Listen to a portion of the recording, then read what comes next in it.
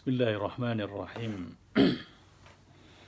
Bismillahilladzi la yadhurru ma'a ismihi syai'un fil ardi wala fis sama'i wa huwas sami'ul alim. Sementara menunggu rakan-rakan yang lain untuk hadir menyertai kita, mari sama-sama kita melakukan lagu menuntut ilmu yang saya nasyidkan pada minggu sudah. Saya ulang lagi sekali. Mari belajar, mari beramal. Mari belajar, mari beramal. Mari belajar, mari beramal. Mari belajar, mari beramal. Mari belajar, mari beramal. Ilmu itu cahaya, jahil itu berbahaya. Ilmu itu cahaya, jahil itu berbahaya. Ilmu itu cahaya, jahil itu berbahaya. Mari belajar, mari beramal. Mari belajar, mari beramal. Mari belajar, mari beramal. Ya, Assalamualaikum warahmatullahi wabarakatuh. Semua warga PKIL, KWSP dan seluruh para penonton pelayar Facebook di ruang pengajian kuliah Zuhur pada tengah hari ini, dan semua yang bakal menonton nanti dalam ruang sharing yang dikongsikan oleh rakan-rakan kita.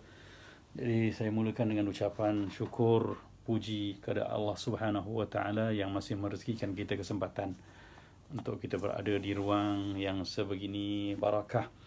Kerana inilah di antara keperluan kehidupan sebagai hamba Allah Subhanahu wa taala, berada di jilsah zikrullah, majlis-majlis yang mengingatkan kita pada Allah Subhanahu wa taala dan tanggungjawab kehambaan kita padanya.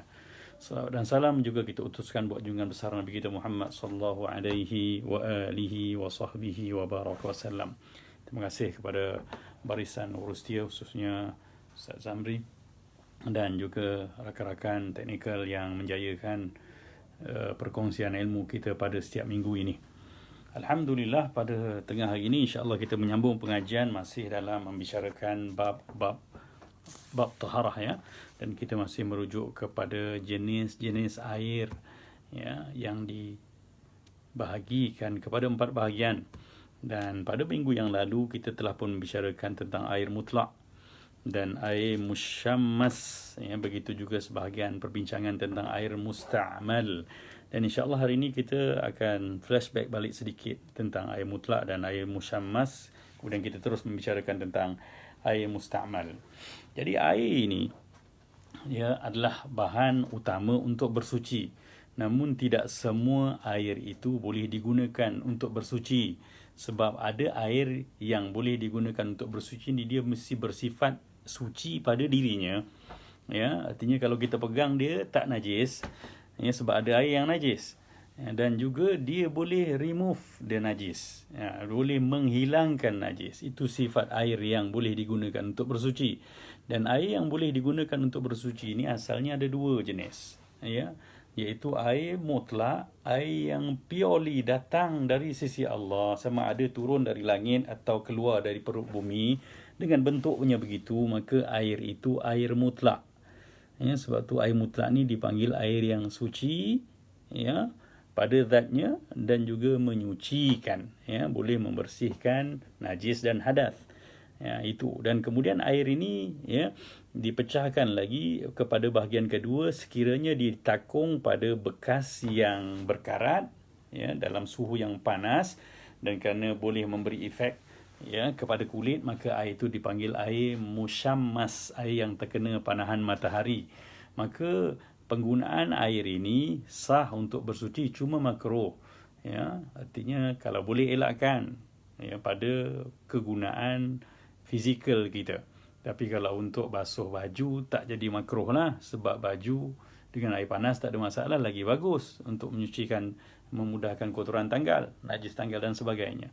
Jadi pada untuk mandi, untuk berwuduk, itu yang makruh, ya. Itu dah pun kita bicarakan. Jadi hari ini kita masuk membicarakan air musta'mal, iaitu air yang suci, ya, artinya physically dia kita pegang tak ada masalah, ya, tetapi dia tidak boleh menyucikan, ya, dan air ni dipanggil air musta'mal. Rujukan kita pada muka surat 54, ya, muka surat 54. Jadi air musta'mal ini, ya, sebagaimana saya sebut dahulu, air musta'mal ni air yang telah diguna pakai untuk sesuatu benda. Artinya air yang dirubah daripada bentuk asalnya. Contoh air musta'mal, air teh, air musta'mal juga. Sebab air teh tu bukan begitu asalnya. Ya. Tapi dia kategori, dan air musta'mal ni ada 3 jenis. 3 bentuk air yang dah dirubah ini. Kita sebut air itu pun air second hand, air yang dah dipinda daripada bentuk asalnya. Yang pertama, air ni air musta'mal, nama asal, ya, yang memegang nama itu, iaitu air yang kurang daripada 2 qolah. 2 qolah ni sukatan zaman Nabi SAW, ya, dan pada hari ini dah tak digunakan pun. Hatta pada kerajaan-kerajaan Abbasiyah, kerajaan Fatimiyah di Mesir pun dah tak pakai ukuran 2 qolah ni. Mereka pakai ukuran rital pula, ya. Jadi macam mana kita nak mengukurnya? Sekejap lagi kita bincangkan. Jadi okey, senang cerita. Kalau kita tengok kitab ni dalam muka surat 56, dia ada bercerita bagaimanakah ukuran 2 qolah ni. 2 qolah ni bekas 4 segi adalah ukuran lebar setiap seginya, dan dalamnya adalah satu hasta suku. Kita ada satu hasta ni. Ya, satu hasta lebih kurang dalam 40 cm atau 17-18 inci, ni. Satu hasta dan tambah sikit lagi. Ya. Jadi kalau kita tengok, ya, dia lebih kurang dalam menjangkau kepada 60 cm. 60 cm artinya lebih kurang dalam 2 kaki lah, tuan-tuan. 24 inci. Ya, kalau ukuran benda yang berbentuk kotak ataupun 4 segi sama, maka, ya, dia panjang kali lebar dia adalah berukuran dalam dia adalah 2 kaki kali 2 kaki kali 2 kaki. Senang cerita. Ni anggaran yang paling mudah untuk kita. Takkan setiap kali kita nak berwuduk atau nak menggunakan air, kita nak pergi ambil, ya, pengukur kali tali tip dan sebagainya. Jadi ada anggaran satu hasta suku, ya, ataupun kita kata 2 kaki. Senang cerita kita. Jadi dengan ukuran anggaran 2 kaki, panjang kali lebar kali dalam, maka kita dapat mengenal pasti air itu. Dan kalau lebih, makanya dia melebihi kadar 2 qolah. Apa cerita kadar 2 qolah ni, tuan-tuan? Ya, memang banyak perbincangan tentang kadar 2 qolah ni. Ada dulu di Singapura ditetapkan bahawa dengan liter 270 liter. Ya, Majlis Agama Islam Singapura memutuskan bahawa kadar, 2 qolah itu adalah menyamai 270 liter. Bagus juga. Ya, kalau dulu ada juga disebut bahawa kalau dirujuk Melaka juga pernah menyebut Majlis Agama Islam di Melaka menyebut bahawa kadarnya adalah lebih kurang dalam dulu kita ada tin minyak tanah, tin biskut tu 9, ya, hingga ke 10 tin minyak tanah. Begitulah.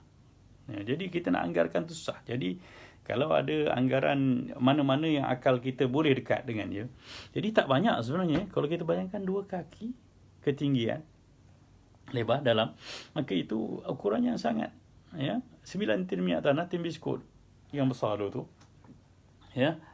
Jadi dia tak banyak sangat. isi padunya.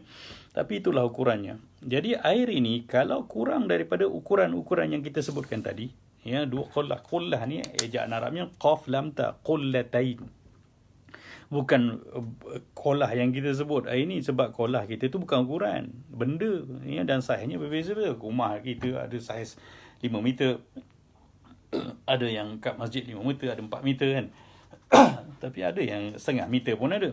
Bukan begitu.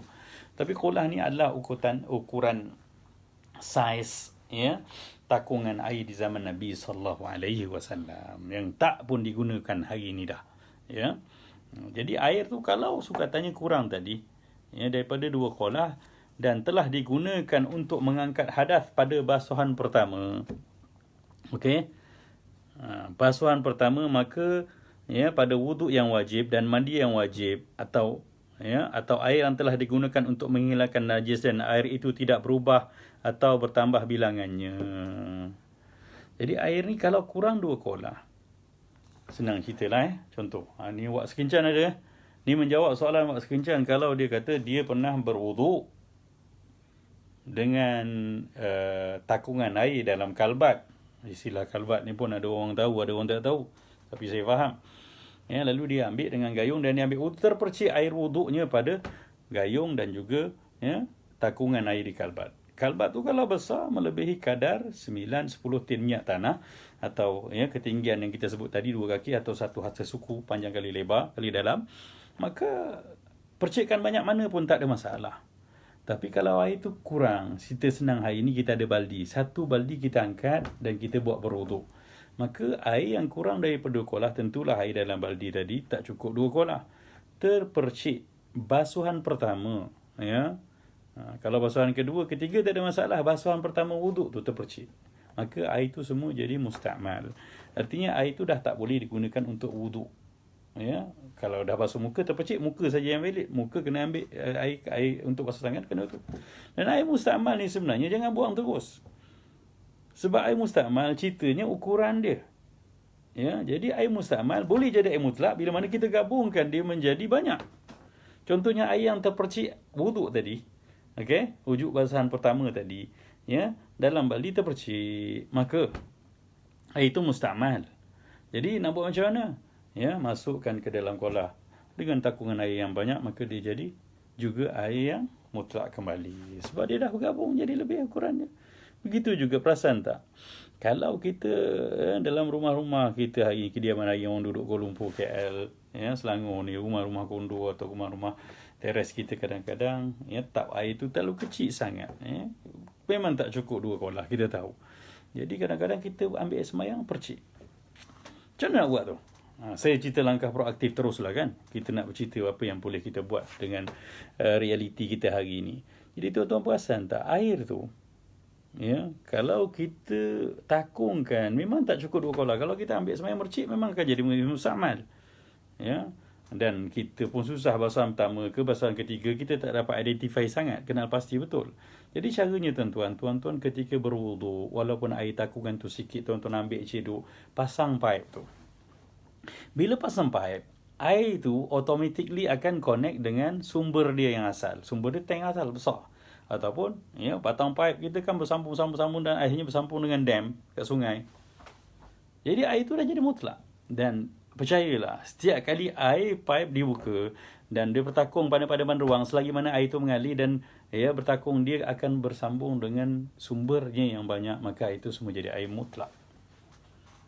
Jadi kalau ada percikan, ya, ada tadi, ya, ada najis yang telah bercampur dengan air tu, kita perasan tadi anak kita main ada terkencing, air kencing dia terpercik dalam, ya, dalam baldi tadi, maka air tu tidak berubah bau, rasa dan warnanya, tapi ialah kita tahu najis sebab dia tak cukup 2 kolah, maka gabungkan, pasangkan pipe, alirkan air, maka air itu terus menjadi air mutlak. Ini cerita pengurusan, ya, untuk mengekalkan air itu kepada air mutlak.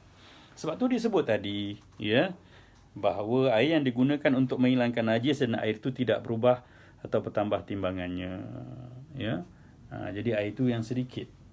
Tapi kalau dah ditambah timbangannya, ukurannya, isi padunya, maka air itu akan kembali jadi air mutlak. Gitu je tuan-tuan. Ya, sebab tu jangan dibuang. Kadang-kadang kita, yalah, lepas berwuduk satu baldi, kata-kata percik air. Apa nak buat air tu? Gabungkan dengan air kolah atau pasang paip. Alirkan dia dengan air pipe, maka air itu akan jadi air mutlak. Maka menjawab pada soalan awak tadi, mercik tadi, kalau pasti memang itu basuhan pertama pada takungan yang tak cukup 2 kolah tadi wak, maka wuduk tak sah. Ya. Jadi apa yang terkait dengan wuduk yang tak sah, ya, kalau semayang tak sah. Ya, tapi kalau rasa air itu air yang ditakung cukup 2 kolah, kalbat tu besar dengan ukuran yang kita sebutkan tadi, 1 hasta lebih, 1 hasta suku, atau 2 kaki panjang kali lebar kali dalam tadi, maka selesailah masalah tu, tak ada masalah. Ya. Dan sebenarnya yang menjadikan air mustakmal adalah basuhan pertama. Ya, kita ambil wuduk, titisan pertama daripada basuhan pertama. Basuhan kedua dah tak menjadikan air itu mustakmal. Begitu sajalah. Artinya sebab basuhan pertama tu dia akan membawa kotoran-kotoran yang ada pada badan kita kan. Sedangkan basuhan kedua dan ketiga dia merupakan pelengkap, ya, penyeri lagi wuduk kita. Itu air mustakmal yang pertama, iaitu air yang telah digunakan untuk mengangkat hadas, ya, berwuduk atau mandi wajib pada basuhan pertama, dan takungan itu tidak cukup 2 kolah. Tapi kalau lebih 2 kolah tak jadi mustakmal. Kita mandi wajib kat swimming pool lah, itu kita dah cerita kan. Itu berapa kolah? Bukan 2 kolah lagi. Ya. Air ni selagi mana dia tidak berubah bau, rasa dan warna, salah satu daripada itu, maka air itu kekal air mutlak. Ya, air kat swimming pool tu kan banyak. Maka selagi mana dia tidak berubah bau, rasa atau warnanya, air itu mutlak. Walaupun kita tahu, ya, bila kat swimming pool ni ramai orang yang kencing dalam tu. Ada jaminan ke tak ada orang kencing dalam tu? Tu yang berenang tiba-tiba berhenti, ya, muka macam kita cakap pun macam dia tak menjawab, kan, kerah kat situ tu. Ada benda dia buat tu. Yang penting urusan kita. Jadi bila mana kita terjun junam kat situ, ya, kita pun tahu air tu bau tak berubah, rasa tak berubah, warna tak berubah, maka air tu air mutlak. Kalau kita nak mandi wajib dengan air di swimming pool yang ramai orang tu pun masih boleh. Tapi bila mana kita terjun junam, ya, dan kita bangunkan kepala kita, apa salah ini air masin? Rasa masin. Tapi ni tak berlaku lah tuan-tuan. Ni cerita in case kalau berlaku. Kita nak identify air itu air mutlak ke air, ya, mutanajis, air mustakmal. Maka, ya, kena kenal pasti. Kalau air itu dah berubah rasanya, maka dia bukan lagi air mutlak. Bukan lagi air mustakmal, dah ini air mustanajis. Nanti kita ceritakan. Okey, kumpulan kedua air mustakmal pula air mutaghayyir, iaitu air yang telah berubah. Mutaghayyir ni air berubah, iaitu air yang berubah salah satu daripada rasanya atau warnanya atau baunya. Cerita najis dan air ni dia mesti bau, rasa, warna. Ya.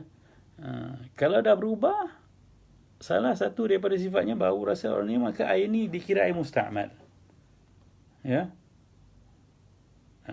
Jadi kita dah tak boleh menggunakannya untuk berwuduk. Guna untuk kena badan kita, tak ada masalah. Ya, contohnya air gaharu. Ya, air gaharu ni orang buat mandi. Buat mandian mayat. Itu dia siruman takhir, bukan mandian untuk dia untuk mewangikan dia. Air tu najis tak najis. Tapi boleh tak buat mandi daripada mula jenazah dimandikan dengan air gaharu daripada tak boleh. Itu hanya basuhan akhir untuk mengharumkan jasad jenazah tadi. Ya, air nila. Boleh basuh baju daripada mula yang ada najis air kencing tu dengan air nila? Tak boleh, sebab air itu dah berubah warnanya. Ya.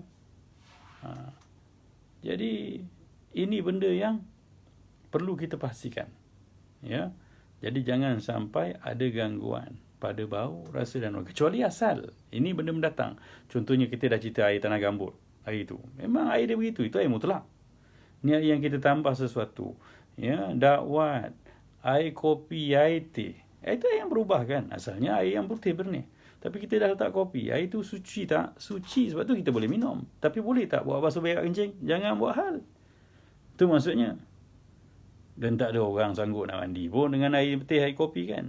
Tapi cerita ya, hukum air tu air mustakmal. Okey. Hingga berubah dan seumpamanya sehingga berubah nama air mutlaknya. Tapi jika berubah kerana lama bertakung atau kerana lumpur atau kerana tanah atau kerana daun yang jatuh ke dalamnya, maka air itu tetap air mutlak, suci lagi menyucikan. Itu air dia. Contohnya air memang dekat telaga tu memang ada daun-daun yang jatuh berguguran dan akhirnya air itu berwarna agak kekuningan. Itu tak apa. Itu semula jadi. Itu masih air mutlak. Ni air yang kita bancuh, yang kita tukar, yang kita warnakan, maka dia telah pun. Hatta air bunga, tuan-tuan. Okey, kita mandi bunga kan. Perasan tak air mandi bunga? Orang nak menikah kadang-kadang dia mandi bunga. Air mandi bunga ni kita letak bunga kan. Okey. Dan kemudian kita mandi. Air itu sebenarnya bukan air mutlak dah. Air itu dah berubah dah. Bila dah berubah, bau, rasa dan warnanya, ada haruman dan sebagainya, maka air itu air yang suci tapi tak boleh menyucikan. Artinya tak boleh basuh kencing pakai air itu. Tak boleh angkat adas pakai air itu, hanya untuk harumkan badan boleh, tak ada masalah. Yang ketiganya, kumpulan air yang suci tapi tidak menyucikan ni air muqayyad, iaitu air yang dah terikat. Ini dalam kitab Matla'ul Badin disebut air qaid lazim. Air yang dah melazimi satu nama, dah tak boleh berubah. Iaitu air yang dah dikaitkan dengan nama asal, air tebu, air kelapa. Itu juga ada ulama menyebut bahawa air ini juga dikira macam air yang dah terikat namanya, air qaid lazim, air teh, air kopi pun dikira kumpulan ini juga. Sebab bila dah nama, okey, sebab tu ada guru merumuskan begini, nak tahu air ni mutlak atau air muqayyad, air qaid lazim atau qaid terurai, kita tengok air ni kalau dipindahkan tempatnya, dia berubah tak namanya. Kalau tak berubah namanya, maka itu air yang muqayyad, air musta'mal. Contohnya air teh, tuan-tuan.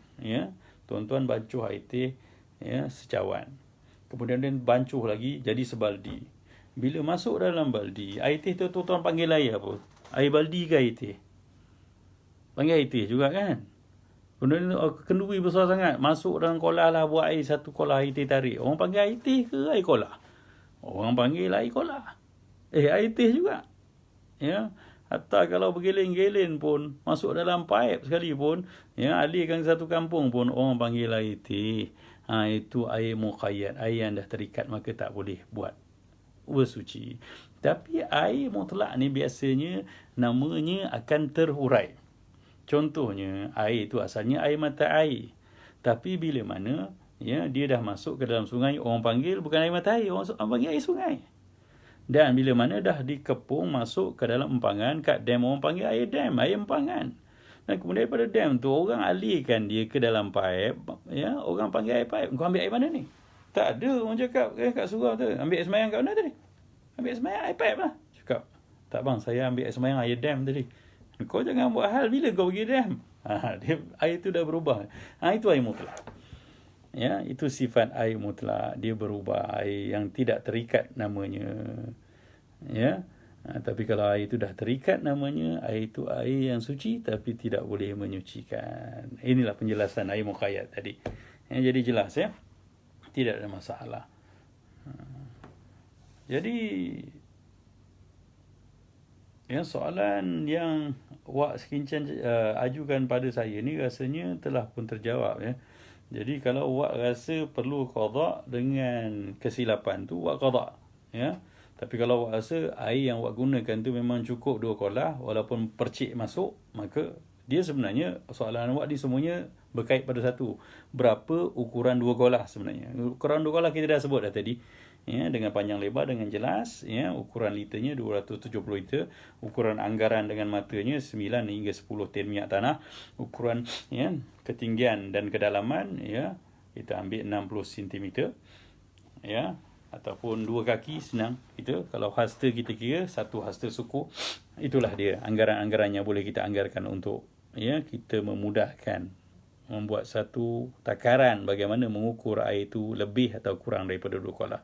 Kalau lebih 2 kolah, maka percikan-percikan air ini ataupun air-air yang masuk, maka dia tidak akan merubah hukum air mutlak tersebut. Tapi kalau dah berubah, dia akan jadi air musta'mal tadi. Itu dia air ketiga daripada jenis air mutlak, musyammas, musta'mal. Yang keempat ni air mutannajis. Ni air yang terakhir. namanya pun dah dapat kita kenal pasti, iaitu mutan najis, artinya air yang terkena najis. Ya, air yang dah terkena najis. Dan air yang dah terkena najis ini ada dua ceritanya. Yang kita bacakan, air itu dikira bernajis apabila najis yang jatuh ke dalamnya, ya, ada najis jatuh ke dalam air, ya, dan air itu sedikit tu cerita 2 kolah juga, tak cukup 2 kolah. Contohnya, ya, air, ya, dalam cawan kita nak minum, tiba-tiba jatuh tahi cicak. Maka memang ketika dia jatuh tahi cicak kering tu, air tu tak berubah bau, rasa dan warna, tak berubah. Tapi oleh kerana kuantiti air tu sikit, maka dia terus hukumnya najis. Artinya kalau kita pegang, tangan kita najis. Kalau kena baju kita, najis hukumnya. Tu kena faham tu. Ya. Sedangkan ia sedikit, tidak sampai 2 kolah atau sampai 2 kolah bahkan, tapi berubah sifatnya. Tapi kalau lebih 2 kolah, ya, dia ada syarat pula. Kalau air tu banyak masuk najis, ya, dia ada syarat mesti berubah salah satu daripada, ya, 3 benda tadi, bau, rasa atau warna. Tu yang saya cerita air kolah, air swimming pool tu. Air swimming pool ada orang kencing, tak ada. Tapi tak najis sebab apa? Selagi mana tak berubah bau, rasa dan warna. Satu lagi, tuan-tuan perasan tak, kadang-kadang kat kolah-kolah masjid tu, kita nak ambil semayang, tengok ada cicak, Allahu Akbar, boleh ke ambil semayang? Ada orang besarkan begitu. Kalau tak mengaji, kita tak tahu. Ya, kita tengok kira 1, 2 kat ujung sana, 3, 4, 5, ada 7, 8 ketul tak cicak dalam kolah tu. Kita nak ambil semayang. Soal geli tak geli itu tak tahu. Dan tuan-tuan air paip pun, tuan-tuan tank kat atas rumah kita tak tahu ada binatang apa berak dalam tu, kan? Tapi hukumnya macam mana? Caranya mudah je, tuan-tuan. Ya, caranya adalah dengan tuan-tuan terus, ya, kenal pasti air itu dengan bau, rasa dan warna. Kalau jumlahnya memang dah besar, dah banyak, ya, ya, dan tidak ada perubahan bau, rasa dan warna, air itu dikira air mutlak. Ya, pernah terjadi dulu saya menjaga satu masjid. Ya, masjid di kawasan rumah flat. Budak-budak balik sekolah memang bergasak kat situ lah. Ya, Ustaz buat skrin macam ni, saya tak boleh baca lah sebab skrin saya ni kecil.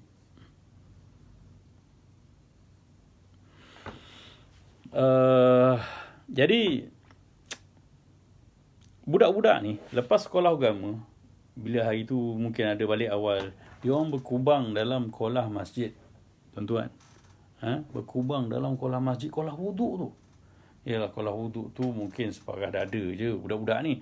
Jadi dia orang tanggalkan semua baju seragama dia orang, tinggal seluar sekeping je semua, ya, dengan bag semua kat tepi kolah tu. Yalah, waktu lepas asar mana ada orang sangat kat masjid, dia orang bergasak dalam tu. Ya, jadi bila menjelang maghrib pukul 6.45 petang, Noja datang, dia jerit kat budak tu, lari lintang pukang lah. Habis lari lintang pukang, selesai.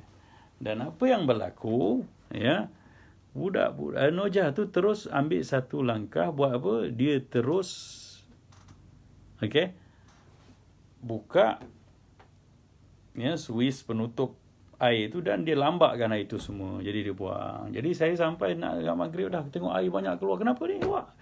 Bukan wak lah masa tu. Yang wak sekincan pula kat sini. Ya. Jadi Noja tu saya tanya, kenapa buang air ni? Dia kata, budak-budak dah masuk tak kotor air ni. Saya kata kotor satu hal, najis satu hal. Jadi air yang sebegitu sebenarnya belum boleh kita hukumkan najis. Ya. Habis nak hukum macam mana? Hukumnya merujuk kepada fizikal air tu. Ada tak perubahan pada baunya? Kalau bau hancing, okey, buang. Ada tak perubahan pada rasanya? Masin ke, payau ke, pelik rasa ke? Okey. Ya, kalau tak ada, kekal mutlak. Ada tak berubah pada warnanya? Ya, kalau dah jadi kuning dan sebagainya, maka warna-warna najis, maka itu dihukum najis. Tapi kalau tidak berubah salah satu pun daripada sifatnya, maka kekal air itu mutlak. Sebab tu tahi cicak tadi, walaupun 8 biji, ya, 10 biji berada di situ dalam tu, air di kolah tu masih boleh dibuat berwuduk, ya. Sebab apa? Air itu masih dikira air mutlak. Air itu masih dikira sebagai air mutlak, ya. Jadi bila air mutlak bolehlah. Cuma begitulah, kita harap pihak pengurusan masjid dan surau janganlah pengotor sangat. Bila nampak terjak, walaupun belum sampai tahap najis, ya, maka tetaplah kena urus dengan betul. Buanglah kotoran-kotoran tu. Jangan jadikan pengajian ni lesen. Kalau gitu selesa Ustaz, biar je lah sampai orang koma masin baru kita buang. Janganlah begitu. Itu nak tinggal ya, 5 inci 6 inci baru dia masin air kolah tu. Jadi ini pun satu benda lah, sebab bunyal Islam ala nadhafah, agama kita terbangun di atas kebersihan. Nabi orangnya sangat bersih, ya, persekitaran Masjid Nabawi sangat rapi walaupun hanya berlantaikan pasir, ya. Begitulah agama kita orang yang sakutnya melarikan. Jadi masjid jadi simbol kebersihan. Jangan masjid tandas paling hancing, ya, kolah hanya dengan tek cicak yang banyak. Bukan. Ini cerita hukum hakam, tetapi ya kita dapat menguruskannya dengan tepat. Ya, itu maksud saya. Okey, jadi air mutanajis ni bila mana sikit tak cukup kolah, masuk apa najis pun habis najis. Tapi kalau banyak, ya, dia tunggu perubahan berlaku pada bau, rasa dan warna. Air tidak dihukumkan najis sekiranya tanpa sengaja terjatuh ke dalamnya bangkai yang tidak mengalir darahnya. Biasa ni satu hukum lagi. Ya. Tuan-tuan kena tahu ini, ibu-ibu dekat dapur ni kena tahu ni. Satu benda bangkai binatang yang tidak mengalir darahnya apa dia? Semut. Apa lagi? Cicak. Cicak kecil cicak besar mengalir dah. Ya, lipas. Ini benda-benda geli kita sebut ni. Nyamuk, lalat. Okey? Kalau jatuh tak sengaja, dia tak najis. Tapi kalau jatuh sengaja, dia dihukumkan najis. Najis jadi sengaja macam mana? Kita sengaja masukkan. Okey? Maka jika terjatuh tanpa sengaja dalamnya bangkai yang tidak mengalir, maka ketika ianya dibunuh seperti lalat, lipas, semut dan cicak dengan syarat bangkai itu tidak mengubah sifat air. Yalah, kalau kecil memang tak mengubah sifat air, bau rasa dan warna. Jatuh lalat seekor, tengah kita nak minum teh tarik, tiba-tiba lalat terbang masuk. So air tu macam mana? Bangkai lalat tak mengalir darahnya. Kita masukkan ke tak? Dia masuk sendiri.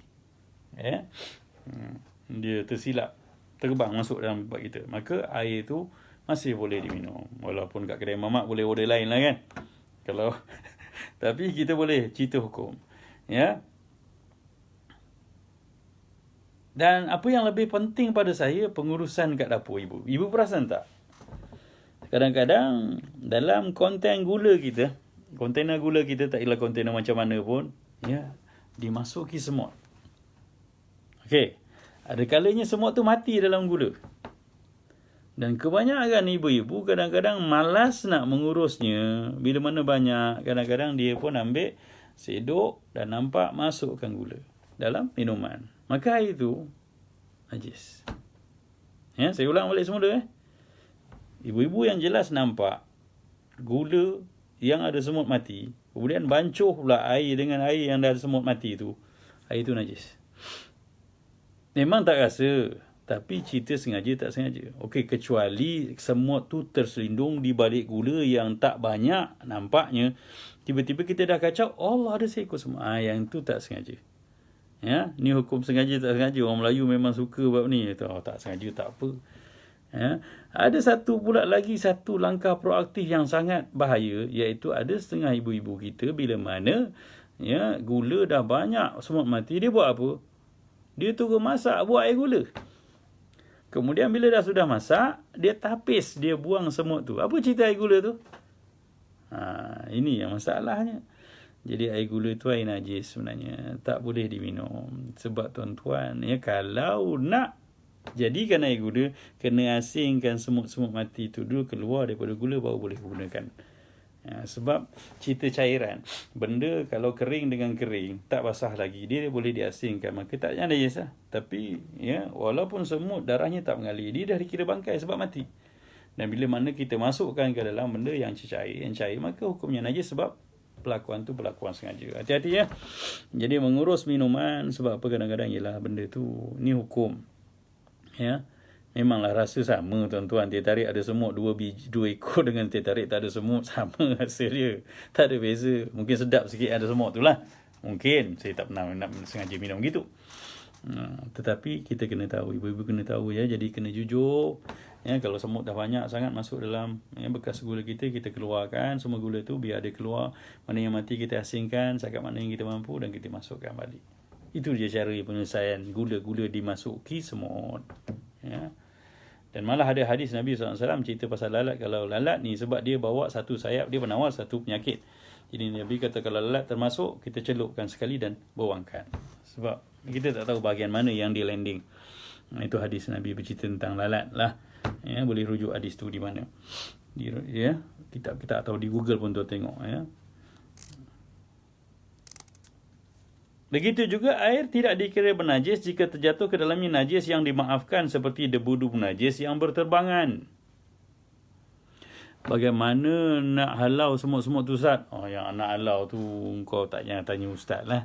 Ada orang kata letak ada kering. Kan? Ha? Nak halau tu bukan hukum fiqah ni. Sayang Suraya. Tanya ni. Makcik-makcik dekat kampung tu, macam mana nak halau semut kat gula tu. Letak ada kering ke, letak lada hitam ke. Ni cerita hukum najis tak najis. Yang saya sebut tadi. Hati-hati ya.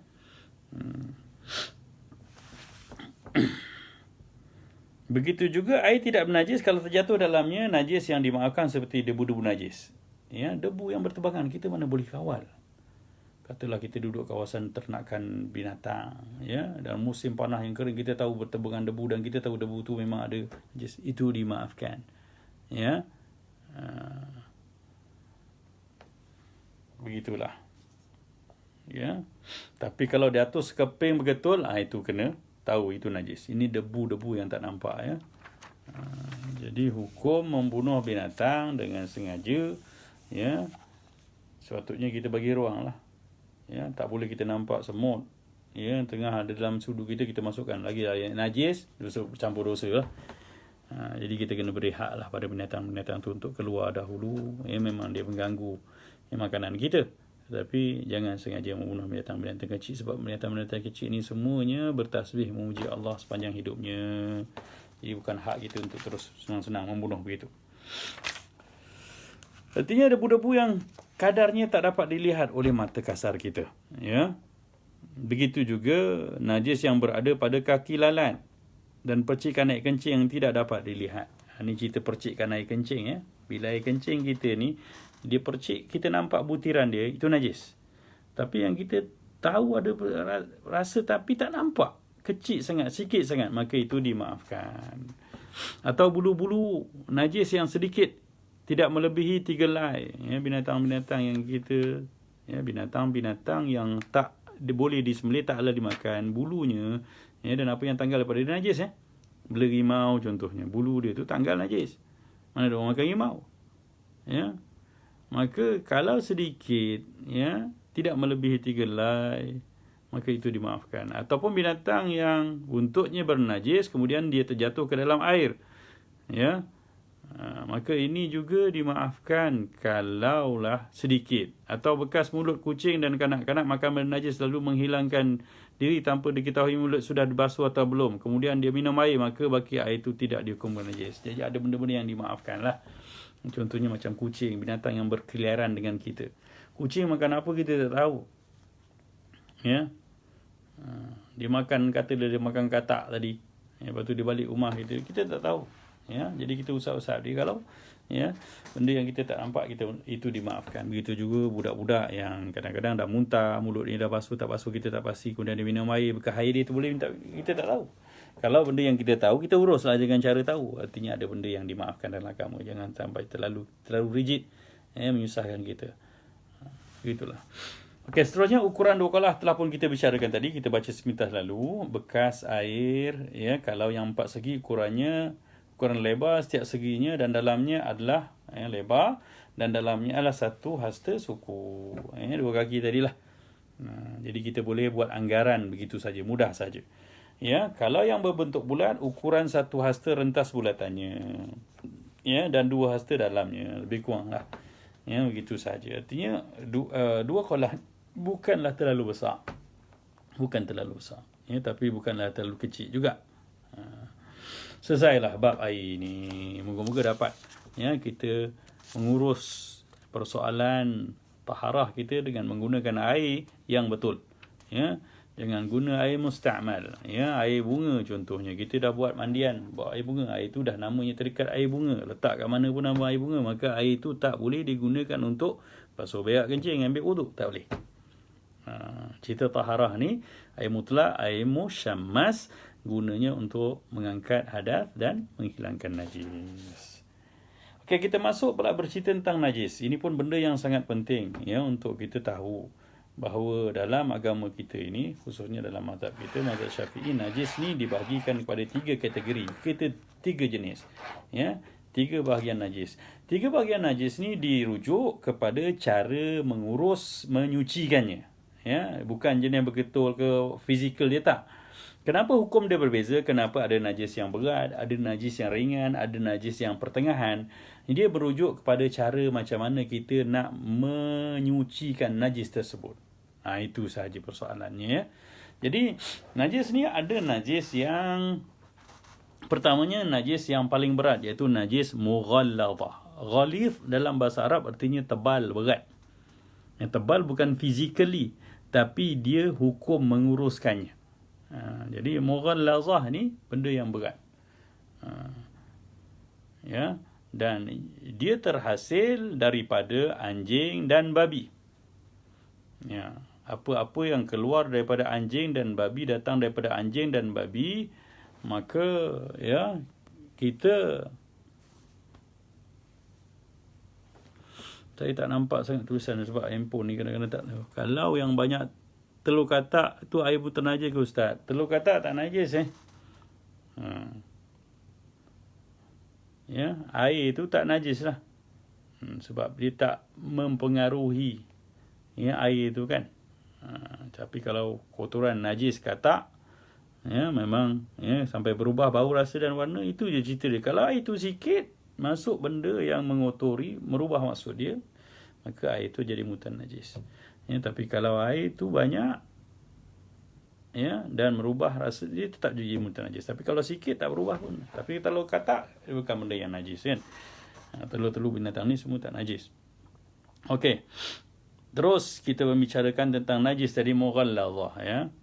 Mughalladhah ni benda yang berat, yang datang daripada anjing dan babi dan daripada keturunan dia. Keturunan salah satu daripadanya. Ya, katalah kita ada nampak binatang, muka macam lembu, tapi rendah, pendek, kaki macam khinzir. Khinzir tu babi lah, senang cerita, kita orang Melayu sebut babi je lah kan. Ya, bukan nak maki, tapi ini sebutan bahasa kita. Ya, jadi kalau dah lembu, ya ialah lembu ni kadang-kadang duduk tepi kampung, main-main kat dalam hutan, ya, couple dengan babi. Ya, entah couple-couple tengok terlanjur. Yalah lembu pun ya kadang-kadang terlanjur juga. Bila dah terlanjur, lahir anak ya, muka lembu tapi badan macam babi. Kita panggil lembi lah. Lembi ni hukum dia bukan hukum lembu, hukum babi. Jadi walaupun dia punya mengembok macam mak dia, tapi tetap hukum bapak dia. Bapak dia babi itulah. Kalau bapak dia babi atau mak dia babi, hukum dia sebab tetap hukum lembi, hukum babi. Begitu juga kalau ya kita ada bela kambing ya, tapi yang tukang jaga kambing itu tu anjing. Satu hari macam mana bergurau-gurau, anjing tu terlanjur dengan kambing seekor. Jadi beranaklah, keluar anak ya, rupa-rupa kambing, semua sifat kambing tapi menggonggong, gong. Kita pun suspek, ini mesti berlaku lah kan ya. Tak dapat kawal benda-benda begitu, maka itu bukan kambing ya, tak juga anjing, maka itu kita panggil kamjing lah ya. Kamjing ke lembi ke, ini semua hukum yang haram tu, hukum babi dan hukum anjing, maka sentuh dia pun tak boleh ya. Apa-apa yang terhasil daripada dia juga dihukumkan sebagai mughalladhah ya. Itu dia yang pertama. Yang keduanya najis mutawassitah ya. Ambil wuduk dengan air zam-zam boleh ya. Air zam-zam sebab memang tadi kan saya cerita, air yang keluar asal daripada perut bumi ataupun datang daripada langit, dalam bentuk asalnya itu air mutlak. Maka air zam-zam air mutlak, dia bukan air modified Jadi air zam-zam boleh digunakan untuk berwuduk, tak ada masalah. Okey. Soalan yang pendek saya nampak baca, kalau panjang-panjang dia dah potong skrin saya ni. Okey, seterusnya mughallazah ni tadi, ya. Jadi kita kena elak daripada mengenakan diri kita dengan najis mughallazah, sebab air najis mughallazah ni najis yang berat, kena dibasuh dengan 7 kali basuhan, dan salah satunya daripada air yang bercampur tanah. Nanti kita panjangkan. Yang kedua, najis pertengahan, najis mutawassitah, ya. Wasat, asal wasat dalam bahasa Arab pertengahan, ya. Jadi nama-nama najis ni jangan buh nama anak tuan-tuan. Jangan buh nama Siti Mughallazah, anak Nurul Mutawassitah, macam sedap dengar tu, tapi nama najis. Kesian kat anak lah, ya. Jadi tuan-tuan pastikan, ya, kita ni kadang-kadang pantang dengar kalimah bahasa Arab kita, ya, bubuh nama anak. Janganlah, ya, walaupun mukhaffafah tu maksudnya ringan, janganlah bubuh nama anak, ya. Putri mukhaffafah, Allahu akbar, kesian dia belajar agama nanti Allah nama najis apa aku. Ya, mughallazah, mutawassitah, mukhaffafah ni adalah nama-nama kategori najis, walaupun dia bukan merujuk pada najis, ya. Mughallazah maksudnya yang tebal, yang berat, ya. Mutawassitah yang pertengahan, mukhaffafah yang ringan.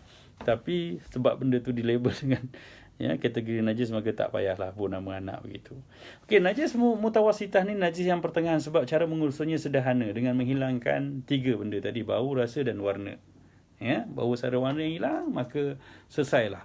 Ya, najis itu dikira, dan najis ini merupakan najis yang paling luas kategorinya. Apa saja benda-benda yang, ya, kotor yang dihukum najis biasanya adalah daripada kumpulan najis mutawassitah, iaitu selain daripada najis anjing dan babi, dan juga selain daripada najis mukhaffafah, najis yang ringan.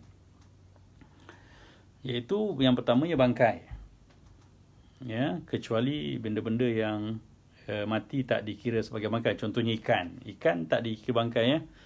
Sebab tu kita beli ikan dah mati kan, kita, ya, apa makan bangkai ikan ni, kita tak kata bangkai ikan, sebab ikan memang benda yang, ya, mati pun masih boleh dimakan. Belalang, ya, siapa pernah makan belalang kan? Ada orang dulu memang kumpul belalang makan. Dan juga mayat manusia tidak najis, ya. Jadi kalau kita sentuh, ya, jenazah dah mati, ya, maka, ya, badan kita, tangan kita tu taklah najis, ya, tak perlulah dibasuh. Itu tidak termasuk darah, nanah dan lain-lain najis yang ada pada jenazah tadilah. Tapi physically, kulit dia, badan dia tu tidak najis. Tapi kalau dah berulat, bernanah, itu hukum lain. Itu hukum nanah, ya, hukum darah dan sebagainya. Yang seterusnya, bahagian badan binatang yang tercerai semasa hidup. Contohnya lembu kena langgar lori, tercabut sebelah kaki dia, ya, putus kaki dia sebelah, maka jangan bawa balik masak, tuan-tuan, ya, sebab peha lembu yang tercabut sebelah tu najis hukumnya. Walaupun binatang lembu tu boleh dimakan, tapi sebab dia tidak tercabut, ya, selepas disembelih, dia tercabut, ya, kecuali ikan lain. Tapi ikan duyung macam mana, Ustaz? Aduh, letih nak cakap, ya. Air mutlak kurang 2 kolah, campur air benda ni, campur air mata jadi 2 kolah, boleh ke buat wudu? Ya, memang boleh. Tu yang saya sebut tadi. Air mutlak, ya, ataupun air mustakmal, air yang kurang dari 2 kolah tadi, dah masuk tek cicak tadi, ya, dah, ya, katalah, ya, air tu dalam satu cawan yang kecil, kemudian kita sayang air tu, maka kita campurkan dengan air yang banyak, cukupkan 2 kolah, air tu akan jadi air mutlak balik semula. Air mustakmal boleh jadi air mutlak semula. Tu tajuk cerita dia. Dengan kita menggabungkan dia menjadi ukuran melebihi kadar 2 kolah tadi. Okey, seterusnya. Ya, jadi ikan, belalang dan bulu binatang yang halal dimakan. Ya. Jadi bulu-bulu binatang yang tak halal dimakan tetap najis, ya. Bulu rimau, bulu apa lagi yang kita tak makan? Bulu kucing. Bulu kucing cuma dia ada kemaafan, sebab kucing ni adalah binatang yang berkeliaran hidup dengan kita. Tapi dengan kuantiti yang sedikit lah. Kalau kuantiti terlalu banyak, maka tetap hukumnya najis, ya. Maka hati-hati.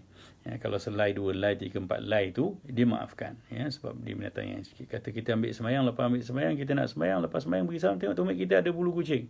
Kalau 3 helai kurang, maka dimaafkan. Tapi kalau dah sampai 10, 20 helai melekat kaki, itu dah dikira tidak dimaafkan. Ikan, ikan pun dikira kalau dah tercabut, kita jumpa separuh je ikan, ekor je, maka itu dikira halal makan. Tapi kalau ikan duyung, potong badan separuh, kalau kita tahu itu memang ikan duyung, itu terpandailah cerita dia. Tapi tak tahu betul ke tak ada, sebab memang kata orang ada. Jadi kalau nak jual nelayan tu, dia potong separuh, jadi jual dia tanggung sendirilah. Sebab dia bukan cerita ikan sebenar. Yang seterusnya, susu binatang yang haram dimakan dagingnya. Jadi susu harimau najis, susu kucing najis, tuan-tuan. Susu binatang, susu apa yang kita tak makan, binatang tu yang kita bela, susu hamster, susu tikus, apa binatang-binatang mamalia yang ada susu tapi kita memang tak makan dan tak boleh makan, tak boleh sembelih, maka susu dia najis. Begitu, kecuali susu manusia tak najis lah, walaupun kita tak boleh sembelih orang. Yang keempat, darah mengalir atau darah beku, kecuali darah yang tertinggal dalam daging yang disembelih dan darah ikan. Darah-darah ni yang darah mengalir itu darah masfuh yang disebut dalam Quran, maka darah tu najis hukumnya. Kalau kita takungkan, kita bekukan, kita makan, haram hukumnya. Tapi kalau darah yang dah berada dalam celah-celah daging, celah-celah tulang, itu dimaafkan. Perasan tak, kadang-kadang ada dalam belakang-belakang rusuk ayam tu, ada sisi-sisi darah dah jadi macam hati tu beku, itu dimaafkan. Tak ada masalah kalau kita makan sekali dengan benda tu. Darah ikan memang tak najis lah. Seterusnya, nanah, muntah dan air kencing. Ini memang najis mutawasitah yang jelas. Ini kategori yang jelas. Nanah, muntah dan air kencing. Seterusnya, tiap-tiap cairan yang memabukkan seperti arak dan lain lagi. Arak hukumnya najis, di samping haram minum, hukumnya najis. Sebab benda tu adalah hukum benda yang memabukkan. Yang seterusnya, mazi. Mazi ini air galak, dia tulis kat sini muka surat 57, berwarna putih atau kuning yang keluar tatkala kebangkitan syahwat, intro kepada permulaan syahwat, maka akan ada keluar satu cairan pada kemaluan kita, sama ada lelaki ataupun perempuan. Kadang-kadang ada lelaki yang tak ada air mazi, tapi orang perempuan majoriti semua ada air mazi. Maka air mazi ni najis. Yang tak najis air mani, tapi biasanya kalau dah bercampur air mani dengan air mazi, maka hukumnya tetap najis. Hukumnya tetap najis. Itu yang realiti kita kena tahu. Yang seterusnya, air wadi. Air wadi ni air yang berwarna putih juga, keruh, bersifat kental sedikit daripada air mazi, keluar dari kemaluan ketika bekerja berat, angkat benda-benda berat. Jadi kita yang kerja kat office tak ada air wadi, bang. Jangan kata meleleh tu air wadi pula. Kena check lah tu, sama air kencing ataupun air mazi. Kalau bernafsu syahwat, air mazi lah. Kalau tanpa syahwat, itu air kencing lah. Air wadi ni untuk orang yang bekerja berat. Begitulah. Dia tak ada rangsangan, dia tak terasa kencing, tapi ada lelehan. Sebab begitulah. Ini jarang berlaku pada kita lah. Yang seterusnya, najis tahi, iaitu meliputi tahi manusia, binatang, ikan, tahi binatang dan yang tidak mengalir darahnya. Jadi ini semua dikira najis juga. Ikan bilis macam mana? Tu ada nota kaki kat bawah tu, ikan bilis atau mana-mana ikan yang kecil dimaafkan najisnya. Menurut ulama fiqh, sebab sukar untuk muat najisnya. Tak ada masalah lah. Kalau nak goreng nasi goreng ikan bilis tu sekali dengan perut-perutnya, tidak ada masalah, sebab itu terlalu kecil. Adapun ikan masin, dia juga dibicarakan. Ada guru-guru kita menyebut bahawa kadar ikan masin, kadar ikan lama ikan masin tu kan, maka kalau dia terlalu besar, tak buang perut, maka buat perkasam najis. Kadarnya 3 jari dan kurang, jangan melebihi 3 jari. Kalau dah sampai besar tapak tangan ni, ada perut, maka tak boleh makan lah, tuan-tuan. Saiz yang kecil tu dimaafkanlah untuk ikan masin. Sebab biasanya kalau kita buat sendiri, kita buang perut tu kan. Tapi kalau dah kita beli kat kedai, kadang-kadang bercampur dah semua, mana ada orang nak buang. Itu rujukannya. Seterusnya, najis mukhaffafah, najis yang ringan. Najis yang ringan ni adalah kerana apa? Najis ini pengurusannya mudah. Hanya perlu renjiskan dan air itu meliputi ruang najis. Itu saja, tak perlu dialirkan. iaitu najis air kencing kanak-kanak lelaki, baby boy sahaja, yang umurnya 2 tahun ke bawah atau kurang daripada 2 tahun, dan tidak makan selain hanya susu ibunya. Okey. Jadi makan susu. Habis kalau susu Dutch Lady ke, susu Fernleaf ke, susu apa, apa benda yang dia makan pun, itu dah dikira najis lah. Najis dia sama, najis mutawassithah, bukan mukhaffafah. Mukhaffafah ini dia dikira benda yang najis budak lelaki yang bawah umur hanya minum susu mak dia. Susah nak cari ni, tapi ada. Ikan yang direbus dengan isi perut dikira najis ke? Itu yang saya kata tadi, rujuk saiz dia. Kalau besar tapak tangan ni najis . Kalau kurang ataupun kadar 3 jari dimaafkan. Rujuk pada ikan yang kecil lah. Pun ada ulama kata 2 jari saja, tapi saya ambil pendapat yang lebih ringan, iaitu 3 jari. Jadi kita pun sendiri rasa tak selesa kan. Jadi begitulah, najis mukhaffafah ni untuk budak lelaki saja, dan dia tak makan kecuali susu maknya, umur kurang 2 tahun. Dan kita tengok pula, ni perbincangan terakhir kita tengah hari ni, iaitu belangkas. Apa ni?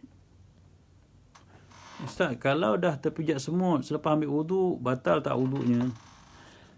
Batal wuduk bukan sebab pijak najis. Tuan-tuan kena tahu, hatta kalau tuan-tuan terpijak tai air orang pun lepas ambil wuduk, tak batal wuduk. Tengok cerita Piramli tu. Dia kata, Allah, apa kutu babi kata batal wuduk aku. Tu ayat tak betul tu. Batal hatta kalau terlanggar babi sekali pun tuan-tuan, wuduk tak batal. Cuma najis. Najis dengan hadas beza. Angkat wuduk untuk angkat hadas, benda yang bersifat maknawi pada diri kita untuk melayakkan. Tapi najis benda yang bersifat zahiri, yang jelas. Jadi kalau terlanggar babi, urus dengan membersihkan dia dengan air, bercampur tanah sekali dan 6 kali dengan air biasa.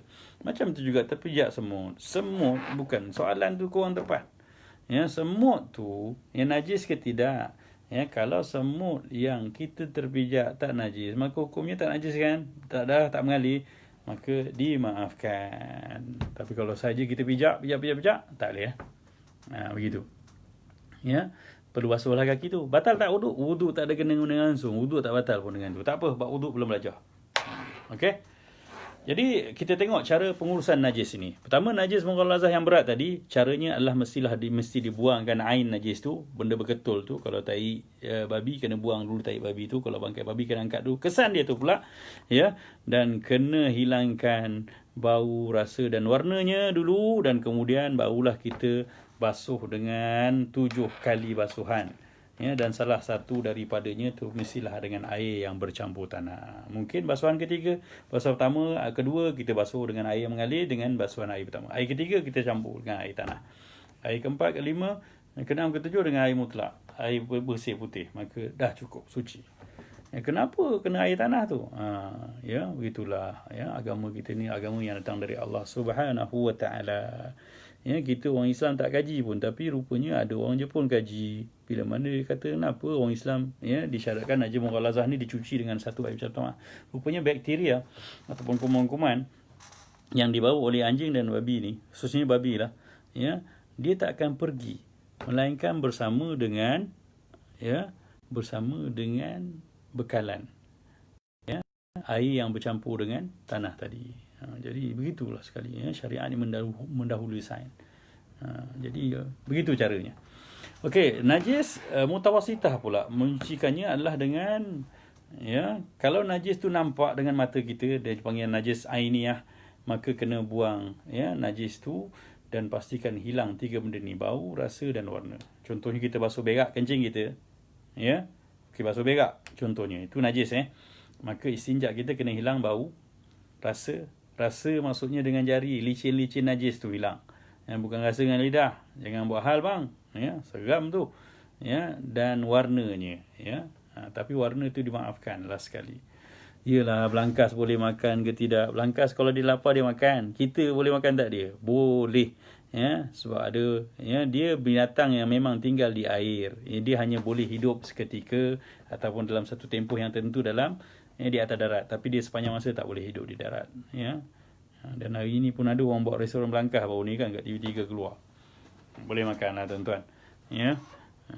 Bukan saja telurnya, baham sekali dengan semua bendanya tu. Apa minat sangat belangkah bos? Makan je bos. Ya, panggang. Ya, belangkah ni biasanya kalau kita tangkap, kita akan tangkap dia 2 ekor. Sebab tu orang panggil bakar, dia couple. Yang jantan duduk atas, yang betina duduk bawah. Dia berjalan sekali. Sebab tu ya, pepatah orang kata macam belangkas. Memang sebab belangkas berjalan 2. Bila tangkap, saya dulu pernah tangkap belangkas, saya bakar 2-2, makan semua habis. Sebab lapar, tak ada makanan dah masa tu, masa kat sekolah dulu lah. Merayau. Gitu. Ya, Ustaz panggil, betul ke boleh makan? Saya kata saya dah makan lah Ustaz. Tak tahulah dah lapar sangat. Saya makan je. Ya, tengok memang hukumnya harus untuk dimakan. Okey. Jadi najis mutawasitah ni pula, najis pertengahan ini kena diurus dengan buang najisnya dahulu dan kemudian sucikan dengan air mutlak tadi, ya, pastikan sehingga hilang bau, rasa dan warnanya. Ya. Katalah okey, satu realiti yang berlaku. Ya. Kalaulah najis macam kencing anak kita kat tilam tu, macam mana nak buat tu tuan-tuan? Tetap kena alihkan. Nak hilang bau mungkin susah. Rasa mungkin masih tak ada warnanya. Jadi di antara bau dan warna ni salah satu ni mesti dihilangkan. Ya.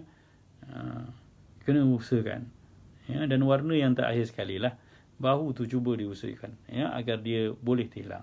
Dan tilam yang kena najis ni tuan-tuan, ya, tak apa boleh dipakai. Sebab najis ni hanya untuk kita halang daripada berlaku pada tempat ruang solat kita. Takkan sembahyang atas tilam kan. Cuma lepas kaki basah tu jangan pijak ruang tu. Ambil wudu, pijak tilam yang ada bekas kesan najis. Itu jadi najis tu. Tapi kalau tak jadi laluan, dia kita hamparkan pula dengan cadar, ya, kesan najis tu tak akan memberi mudarat pun pada ibadah kita. Okey, itu pengurusan. Okey, andainya salah satu daripada bau atau rasanya payah dihilangkan setelah digosok berapa kali, maka hukumnya dimaafkan. Ya, kita dah usaha dah, tapi tak boleh hilang juga, ya, bau atau rasanya, maka tak boleh. Dan tidak dimaafkan andainya bau dan rasanya payah dihilangkan. Artinya kalau kita dah usaha banyak kali, maka ia dimaafkan, ya. Sekiranya najis pertengahan ini najis hukmiyah. Najis hukmiyah ni pada hukum je. Kita tahu ada najis tapi dah tak nampak kat mana. Kita tahu kat situ itu ada macam, ya, kencing kucing tapi bau dah tak ada, warna dah tak ada. Maka nak buat macam mana? Ya. Maka cara menyucikannya adalah memadai dengan menjiruskan atau mengalirkan air di ruang tersebut. Kan? Kita perasan tak ada anak kita kencing kat ruang tu tapi dah tak ada dah. Bau pun dah tak ada.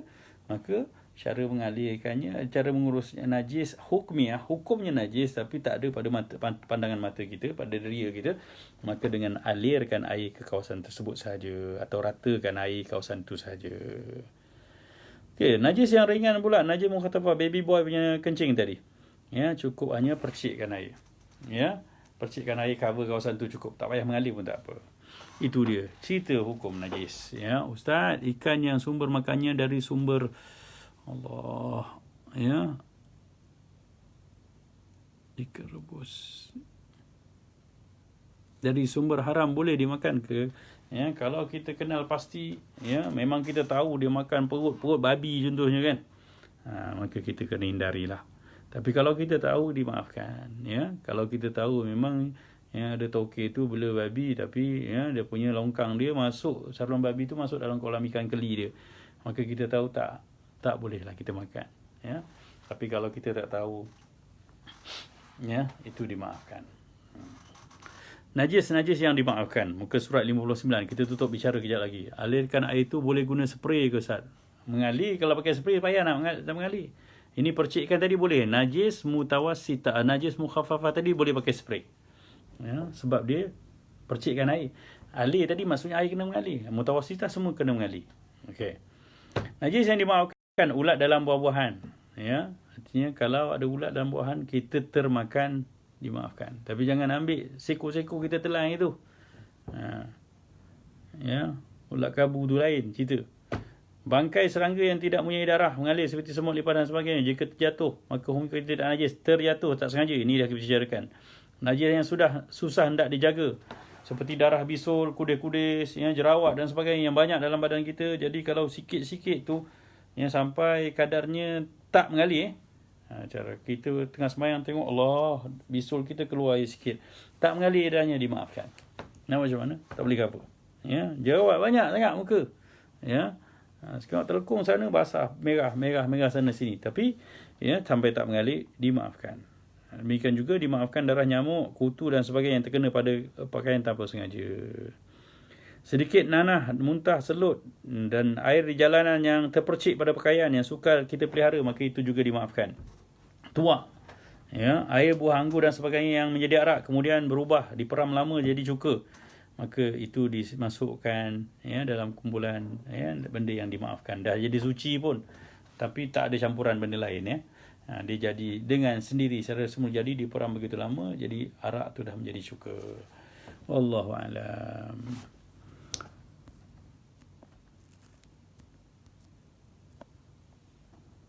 Ustaz, jika bersihkan najis menggunakan wet tissue sah ke? Ni satu soalan yang bagus. Okey. Ya. Satu soalan yang bagus, yang sangat penting ibu-ibu tahu ya. Wet tissue bukan air.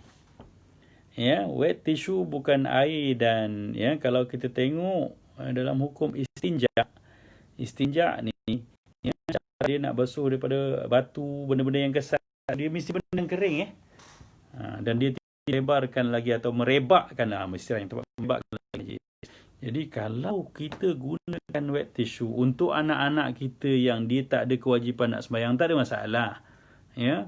Tapi untuk kita, boleh ke anak kita muntah ya kat tangan kita, kita pakai wet tissue lap je? Tak boleh tuan-tuan ya. Dia mesti menggunakan air ya. Dan kalau nak istinja, katalah kita ya pergi kat Singapura atau negara-negara lain yang tandas dia tak ada paip, jadi nak buat macam mana ya? Pakai tisu kering dia boleh digunakan sebab dia hukum batu tu. Tapi kalau pakai wet tissue, artinya kita hanya ya akan menambah merebakkan lagi najis tersebut jadi hati-hati ya.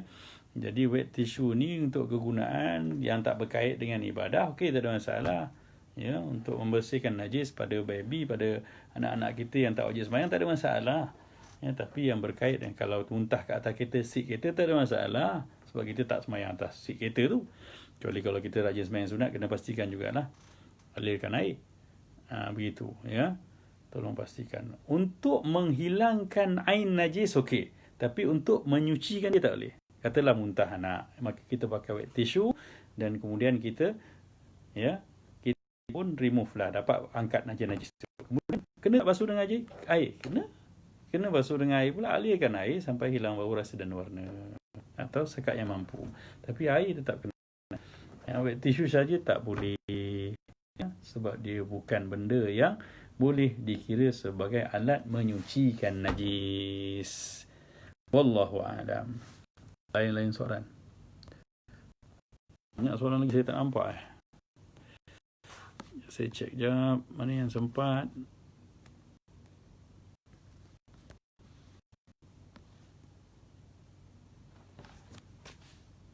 Okey, masa pun tidak mengizinkan kita. InsyaAllah pada pertemuan akan datang saya tengok soalan-soalan yang berkait dan saya akan cuba jawabkan. Moga-moga apa yang kita bincangkan pada hari ini menambah faham kita.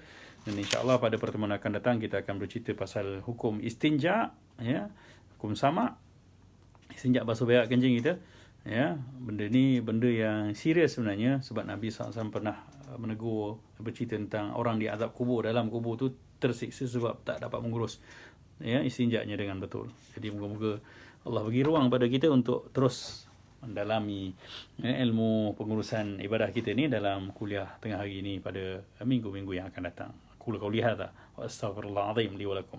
Terima kasih atas tumpuan dan kehadiran semua, dan mohon ya share ya video ini untuk rakan-rakan kita yang lain, moga-moga dia jadi bahan ya muhasabah dan ulang kaji tentang bab taharah yang merupakan kewajipan setiap individu kita menguruskannya dengan tepat dan betul. Wabihi wallahu alam. Terima kasih semua warga PKIL, KWSP dan pihak pengurusan ya, pihak penganjur. Moga-moga Allah rahmati kita semua dengan pertemuan ini. Assalamualaikum warahmatullahi wabarakatuh.